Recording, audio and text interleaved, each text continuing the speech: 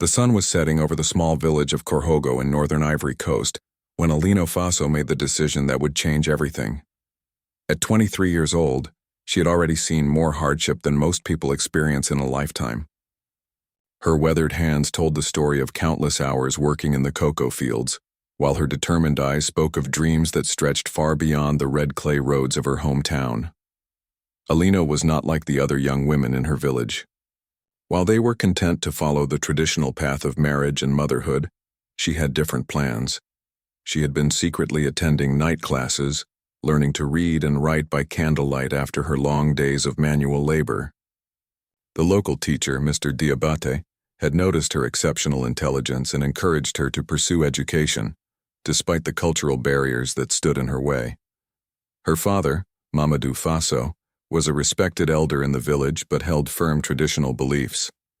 He had already arranged a marriage for Alino with a wealthy farmer from a neighboring town. The man was 42 years old and already had 2 wives. For Mamadou, this marriage represented security for his daughter and honor for his family. He could not understand why Alino would refuse such a generous offer. The tension in the Faso household had been building for months. Alino's mother, Fatima, found herself caught between her husband's expectations and her daughter's aspirations. She had given birth to 8 children, but only 4 had survived to adulthood. Alino was her brightest child, the one who asked questions about everything and challenged the way things had always been done. On this particular evening, the family gathered for their usual meal of rice and vegetables. The conversation started normally with discussions about the day's work and village news. But then Mamadou brought up the subject that had been causing friction in their home. The wedding preparations needed to begin, and Alino's future husband was growing impatient. Alino set down her bowl and looked directly at her father. Her voice was steady but firm when she spoke. She told him that she would not marry a man she did not love, especially one who saw her as just another possession to add to his household. She explained her dreams of continuing her education and perhaps even starting a school for girls in their region. Mamadou's reaction was swift and angry. He accused his daughter of being influenced by foreign ideas that had no place in their culture. He reminded her of her duties as a woman, and the shame she would bring upon their family if she refused this marriage. The argument escalated quickly, with voices raised and emotions running high. What happened next would be remembered by everyone in the village for generations to come. Alino stood up from the mat where they were sitting and made a declaration that shocked everyone present. She announced that if forced into this marriage, she would take her own life rather than live as a prisoner in someone else's home. The silence that followed was deafening. Even the sounds of the evening seemed to pause as the weight of her words settled over the family. Mamadou was speechless, perhaps for the first time in his life. Fatima began to cry quietly, understanding the depth of her daughter's desperation. Alino did not wait for a response. She walked out of their small mud brick house and into the warm night air. The village was quiet except for the distant sound of drumming from a celebration in another part of town. She made her way to the old baobab tree at the edge of the village, a place where she had often come to think and dream about her future. As she sat beneath the ancient tree, Alino reflected on the impossible situation she found herself in. She loved her family and respected her culture, but she could not accept a life that would crush her spirit and waste her potential. She had seen too many bright young women disappear into marriages where their intelligence and dreams were considered irrelevant or even threatening. The night was long and Alino spent it wrestling with her thoughts. She knew that her declaration had set something in motion that could not be easily stopped. In her culture, words carried great power, and threats were not made lightly. She also knew that her father's pride was now at stake, which would make him even more determined to proceed with the marriage. As dawn approached, Alino made a decision that would echo through the generations. She would not back down from her position, even if it cost her everything. She believed that her life and the lives of countless other young women were worth more than the continuation of traditions that caused suffering. When she returned home, that morning she found her parents waiting for her. The conversation that followed was different from the heated argument of the previous evening. This time, There was a solemnity that reflected the seriousness of the situation they all faced. Mamadou had spent the night consulting with other village elders, trying to find a way to resolve the crisis without losing face. But Alino remained, firm in her position. She would pursue her education and choose her own path in life, or she would choose death rather than submit to a fate she could not accept. The news of the standoff between Alino and her father spread quickly through the village and beyond. People talked in hushed tones about the young woman who was challenging one of their most sacred traditions. Some admired her courage, while others worried about the precedent her defiance might set. What none of them could have predicted was how this personal family crisis would grow into something much larger. Alino Faso's stand for her right to self-determination would spark conversations and changes that would spread across West Africa, challenging long-held beliefs about women's roles and rights. As the days passed and neither side showed signs of compromise, the entire community began to realize that they were witnessing something unprecedented. A young woman's refusal to accept an arranged marriage was about to become a catalyst for social change that would reach far beyond their small village in northern Ivory Coast. The newspaper hit the streets of Abidjan on a humid Thursday morning, but by evening copies were being passed from hand to hand across the city.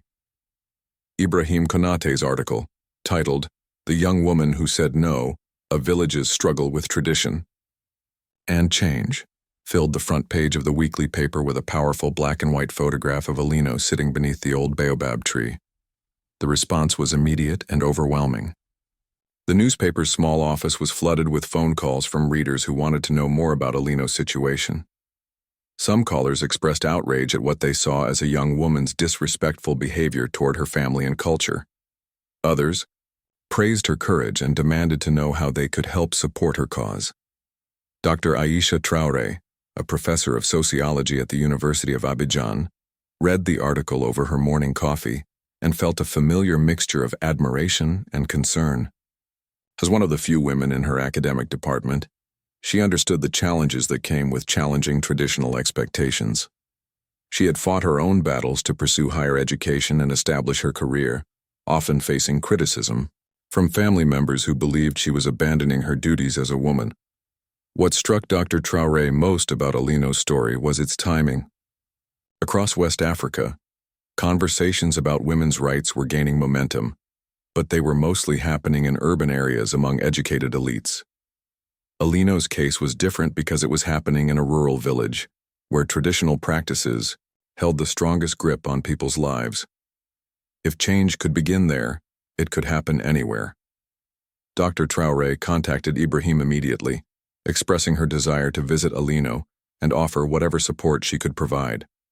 She had connections with women's rights organizations, legal experts, and government officials who might be able to help resolve the situation without forcing Alino into an unwanted marriage or causing her to carry out her desperate threat. Meanwhile, in Korhogo, the arrival of the newspaper created its own storm of reactions. Many villagers could not read, but those who could quickly shared the contents with others. The fact that their small community had gained national attention was both exciting and intimidating for many residents. Alino's extended family was divided in their reactions. Some relatives felt shame at having their private business exposed to the world. They worried about how this publicity would affect their reputation and their relationships with other families in the region. Others, particularly some of the younger women, felt a sense of pride that someone from their community had attracted positive attention for standing up for her beliefs. The most significant reaction came from an unexpected source. Safiatou Diabate, the wife of Alino's teacher, had read the article and felt compelled to act.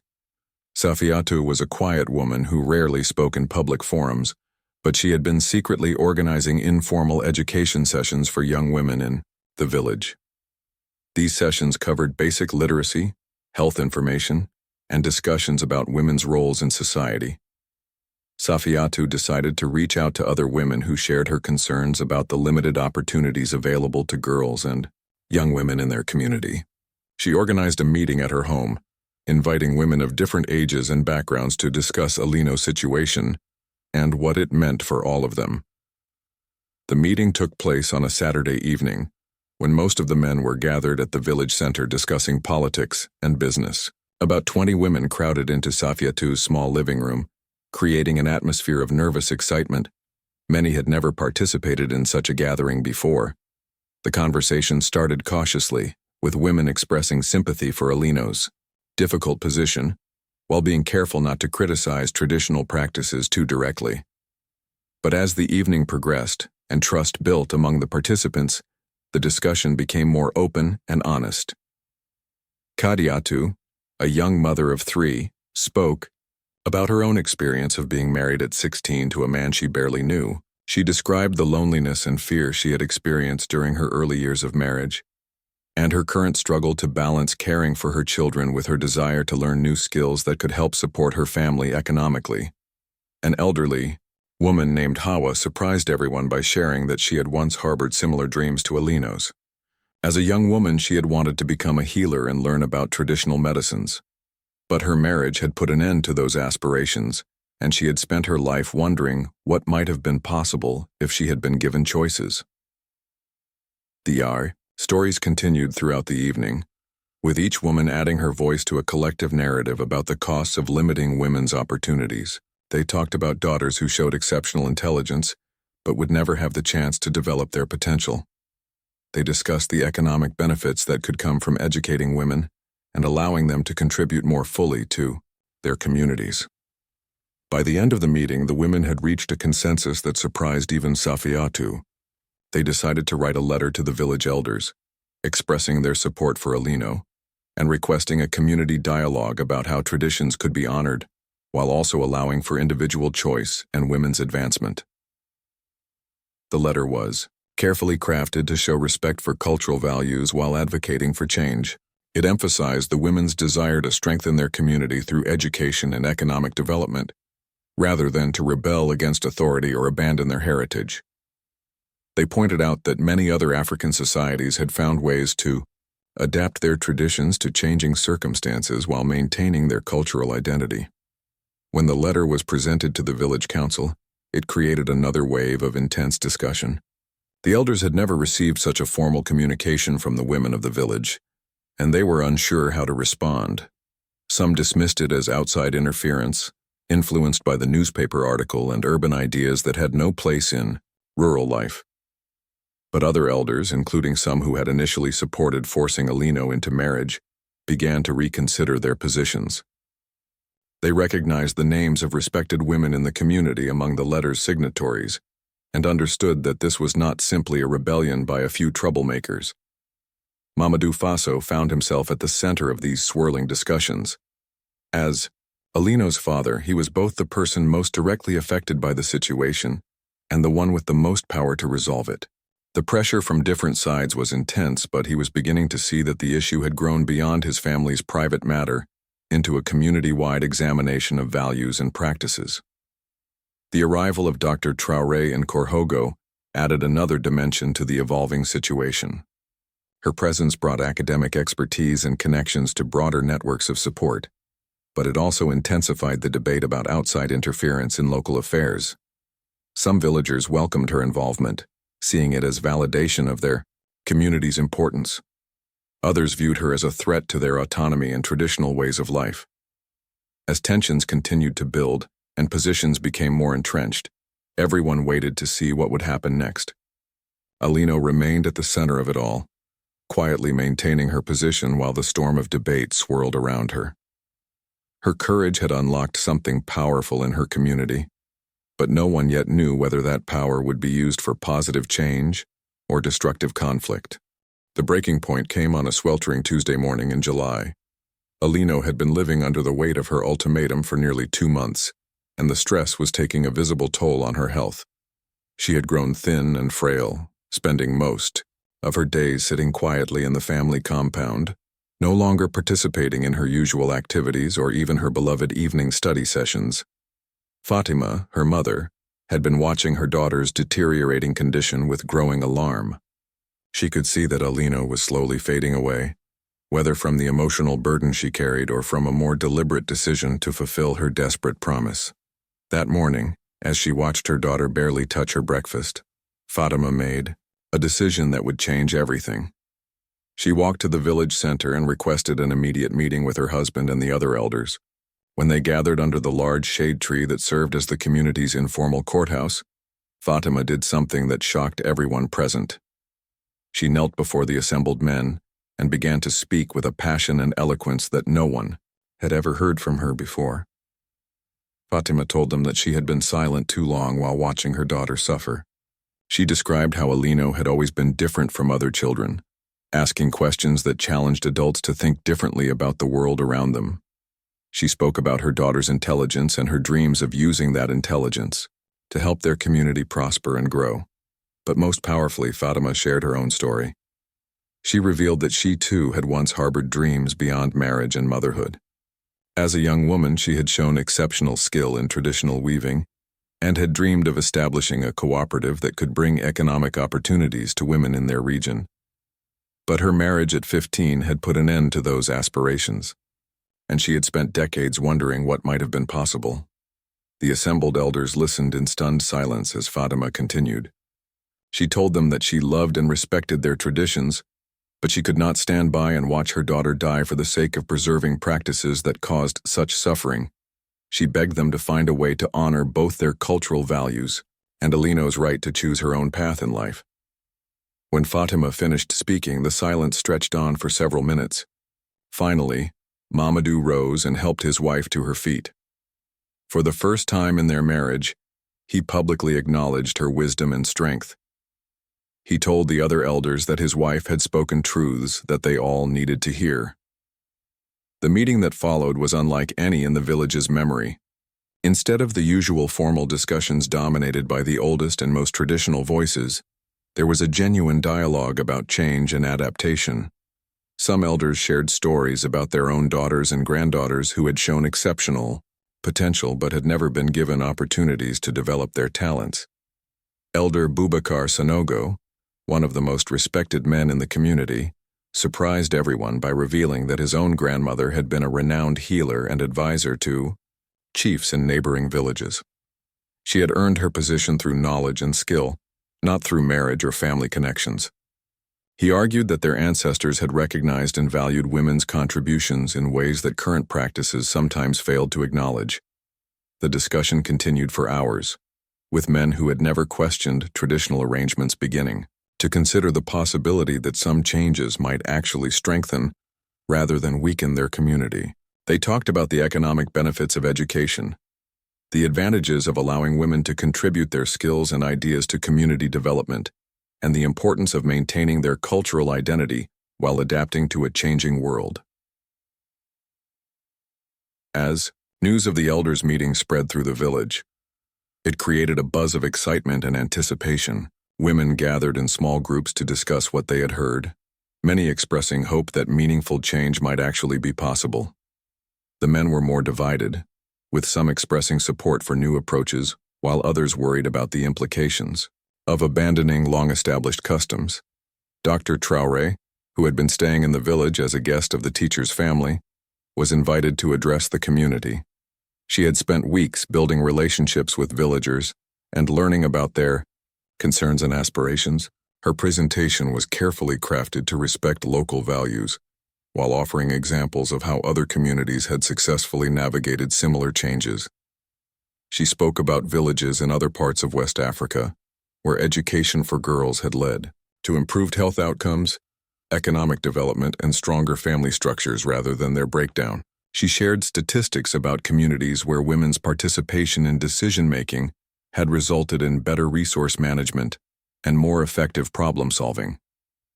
Most importantly, Dr. Traoré emphasized that change did not require abandoning cultural identity. She provided examples of communities that had maintained their languages, religious practices, and social structures while creating new opportunities for women and girls. She argued that adaptation was actually a sign of cultural strength rather than weakness. The response to Dr. Traoré's presentation was mixed, but thoughtful. Even some of the most traditional villagers acknowledged that her examples were compelling and deserved serious consideration. The idea that they could honor their heritage while also embracing beneficial changes began to gain traction among community members. Meanwhile, Alino herself had been following these developments with a mixture of hope and anxiety. She had never intended for her personal stand to create such widespread discussion and debate.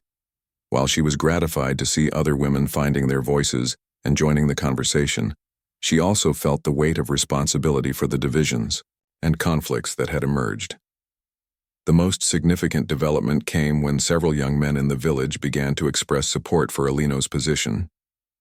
These men, many of whom had received some education and had been exposed to ideas about equality and individual rights, argued that their community would be stronger if everyone could contribute their talents and skills regardless of gender.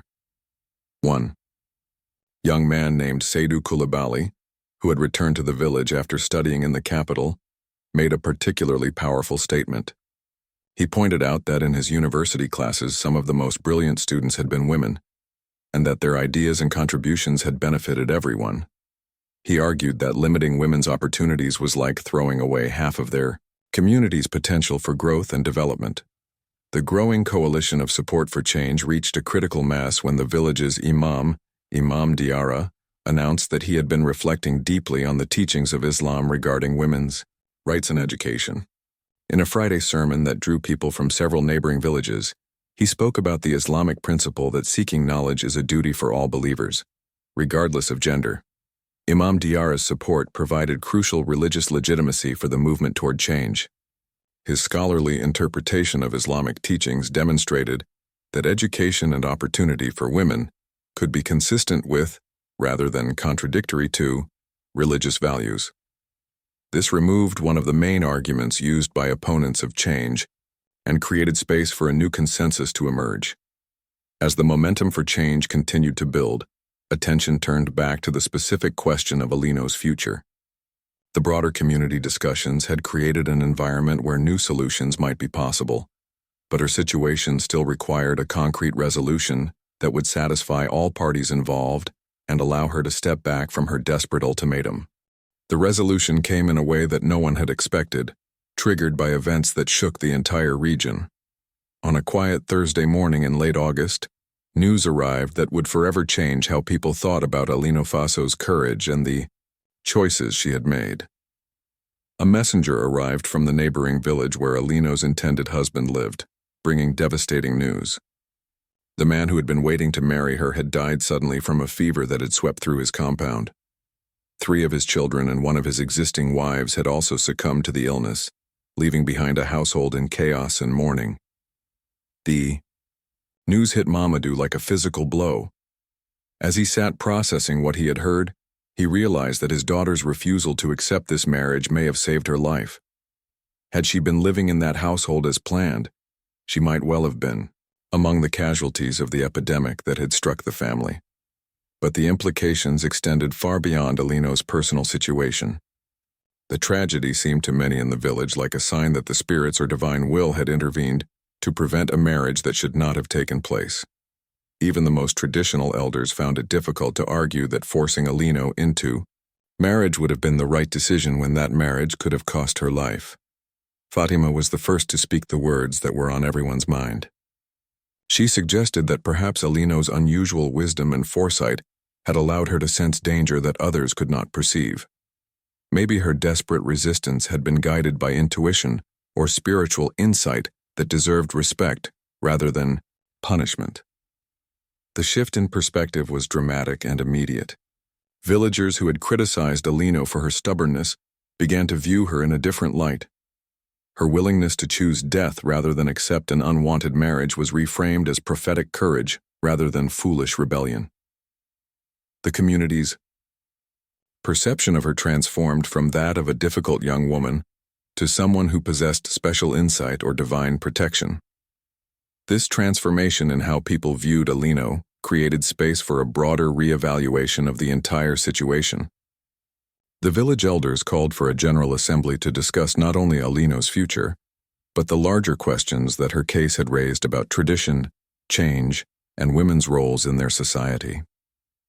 The assembly took place on a Sunday afternoon, with virtually the entire village in attendance. People sat in a large circle under the ancient baobab tree where Alino had spent so many hours contemplating her future. The symbolism was not lost on anyone present. Mamadou stood to address the gathering first. He spoke with a humility and emotional honesty that surprised many who knew him as a proud and sometimes stern man. He admitted that his initial reaction to his daughter's refusal had been driven by wounded pride and fear of social judgment, rather than genuine concern for her well-being. He told the assembly that the recent tragedy had forced him to recognize that his daughter's resistance might have been wiser than his insistence. He publicly apologized to Alino for not listening more carefully to her concerns and for prioritizing social expectations over her happiness and safety. Most significantly, Mamadou announced that he was withdrawing his support for forced marriages in their community. He called upon other fathers to consider whether their daughters might possess wisdom and insights that deserved respect and consideration. His words carried enormous weight because of his status as a respected elder and his reputation for upholding traditional values. When Alino was invited to speak, she rose slowly and looked around at the faces of people who had watched her grow up. Her voice was quiet but clear as she addressed the community that had been divided over her fate. She expressed gratitude for the support she had received and acknowledged the pain her situation had caused for family members and neighbors. But Alino also used the opportunity to articulate a vision for their community that went beyond her personal circumstances. She spoke about the potential she saw in young women throughout their region and the contributions they could make if given opportunities to develop their talents. She proposed the establishment of a school that would serve girls from several surrounding villages, providing education that would prepare them for meaningful roles in society. Her proposal was not just an abstract dream. Working with Dr. Traoré and the teacher Mr. Diabate, Alino had developed a concrete plan for creating an educational institution that would respect local values while providing modern skills and knowledge. The school would teach traditional crafts and cultural practices alongside literacy, mathematics, and practical skills like healthcare and business management. The response to Alino's presentation was overwhelmingly positive. Parents who had daughters showed particular interest in the educational opportunities that might become available. Even some who had initially opposed change began to see the potential benefits of having better educated women in their community. The enthusiasm for Alino's school project created momentum for additional changes. Safiatou Diabat announced that the women's group she had organized would commit to supporting the school through fundraising and volunteer work. Several men volunteered their skills for construction and maintenance of the facility. Most surprisingly, the village elders voted unanimously to donate a piece of community land for the school's location. This decision represented a dramatic shift from their initial resistance to change and demonstrated their growing recognition that educating women could strengthen rather than threaten their traditional way of life. The imam, who had already provided religious support for women's education, offered to help develop curriculum that would integrate Islamic teachings with secular subjects. His involvement helped reassure community members who had worried that education might lead young women away from their faith and cultural values. As plans for the school took shape, attention turned to Alino's personal future. The question of marriage was approached differently this time, with her father and the community acknowledging her right to choose her own path. Several young men from the village and surrounding areas expressed interest in courting her, but with the understanding that any relationship would need to be based on mutual respect and shared values. Dr. Traoré offered Alino the opportunity to continue her education in the capital, with financial support from organizations dedicated to women's advancement. But Alino surprised many by choosing to remain in her village, at least for the time being. She felt a strong commitment to seeing the school project through and believed that her presence in the community would help ensure its success.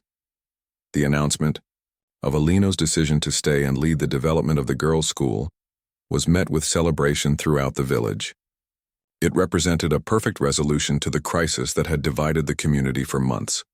Alino would be able to pursue her dreams of education and empowerment while remaining connected to her family and cultural roots. The transformation of the conflict from a bitter family dispute into a community-wide commitment to progress amazed everyone involved.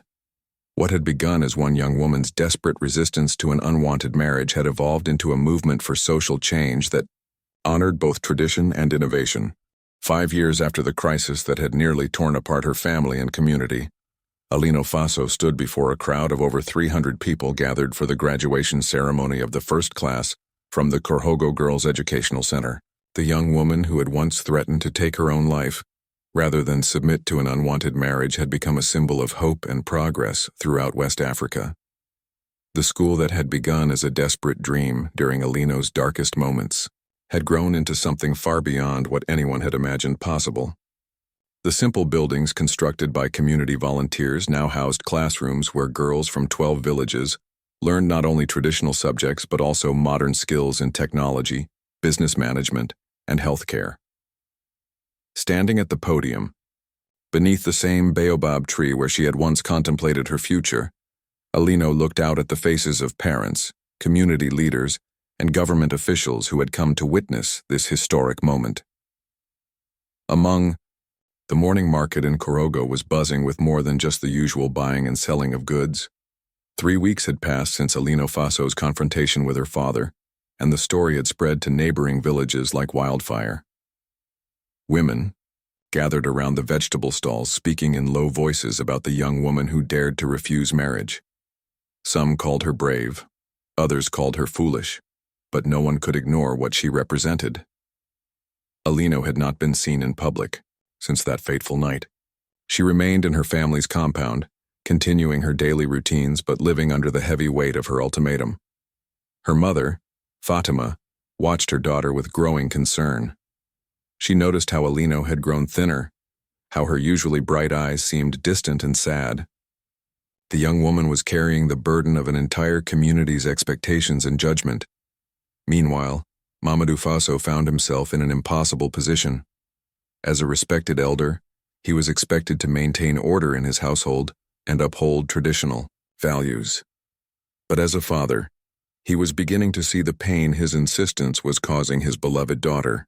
The other village elders had advised him to proceed with the marriage arrangements, warning that giving in to Alino's demands would encourage other young women to rebel against their families. The situation became more complicated when news of Alino's story reached the regional capital. A young journalist named Ibrahim Konate, who worked for a small newspaper in Abidjan, heard about the standoff through his network of contacts in rural areas. Ibrahim was always looking for stories that highlighted social issues in Ivory Coast, and Alino's case immediately caught his attention. Ibrahim made the journey to Corhogo, arriving on a dusty Tuesday morning when the market was in full swing. He spent several days talking to villagers, trying to understand the complexity of the situation. What he discovered was that Alino's story was just the tip of a much larger problem affecting young women throughout the region. During his investigation, Ibrahim learned about other girls who had faced similar situations. There was Aminata, a 15-year-old who had been married to a man 3 times her age and died during childbirth just 2 years later. There was Mariam, who had run away from her arranged marriage and was now living as an outcast in a distant city. And there were countless others who had simply accepted their fate, their dreams and potential buried under the weight of tradition. But Ibrahim also discovered something unexpected. There were women in the village who quietly supported Alino's stance, even if they could not voice their opinions openly. Kadia, an elderly midwife who had delivered most of the village's children, shared her observations with the journalist. She had seen too many young girls suffer and die in marriages they never wanted. She had watched bright minds waste away in households where their only value was their ability to bear children and perform domestic duties. The teacher, Mr. Diabate, also spoke passionately about Alino's potential. He explained how she had mastered reading and writing faster than any student he had ever taught. He showed Ibrahim some of the essays Alino had written about improving education in rural areas and empowering young women through knowledge. Her ideas were innovative and thoughtful, demonstrating an intelligence that could contribute significantly to society if given the chance to flourish. As Ibrahim gathered more information, he realized that he was documenting more than just a personal family dispute. He was witnessing the collision between traditional values and modern aspirations, between collective responsibility and individual rights.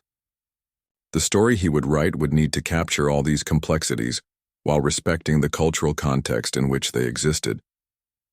During his stay in Korhogo, Ibrahim requested a meeting with Alino and her family. Initially, Mamadou was reluctant to allow an outsider to interfere in what he considered a private matter. But the pressure from the community and his own curiosity about the journalist's intentions eventually led him to agree to the meeting. The encounter took place in the family's small courtyard under the shade of a mango tree. Alino appeared calm and dignified, though the strain of the past weeks was visible in her face. She spoke clearly about her motivations, explaining that her resistance was not born from disrespect for tradition, but from a desire to contribute to society in ways that enforced marriage would make impossible. Ibrahim was struck by Alino's articulate expression of her position. She did not speak against marriage itself, but rather against the practice of forcing young women into unions without their consent. She talked about her dreams of establishing schools for girls, of helping other young women access education and economic opportunities. Her vision extended far beyond her own personal situation. Mamadou listened to his daughter speak with the journalist, perhaps hearing her arguments with fresh perspective. For the first time, he began to see that Alino's refusal was not simply stubborn disobedience, but a thoughtful resistance based on deeply held beliefs about human dignity and potential. The conversation continued for several hours, touching on topics that had never been openly discussed in their family before. Ibrahim asked difficult questions about the costs and benefits of traditional practices, about the changing world, and the need for adaptation. He also inquired about possible compromises that might honor both tradition and individual choice. As the sun began to set, ending Ibrahim's visit, something had shifted in the family dynamic. While no immediate resolution had been reached, there was now an acknowledgement that Alino's position deserved serious consideration rather than simple dismissal. The journalist's presence had created a space for dialogue that might not have existed otherwise. Ibrahim returned to Abidjan with pages of notes and a head full of ideas about how to tell this important story. He knew that his article could potentially influence public opinion and even policy decisions about women's rights in Ivory Coast. But he also understood the responsibility that came with that power. He needed to present Alino's story in a way that would inspire positive change without causing backlash against her or other women in similar situations. The article that Ibrahim would eventually publish would reach far beyond the borders of Ivory Coast. It would be reprinted in newspapers across West Africa, translated into multiple languages, and shared in international forums discussing women's rights and cultural change. But at that moment, as he traveled back to the city, Ibrahim could not have predicted the full impact that Alino Faso's courage would have on the region.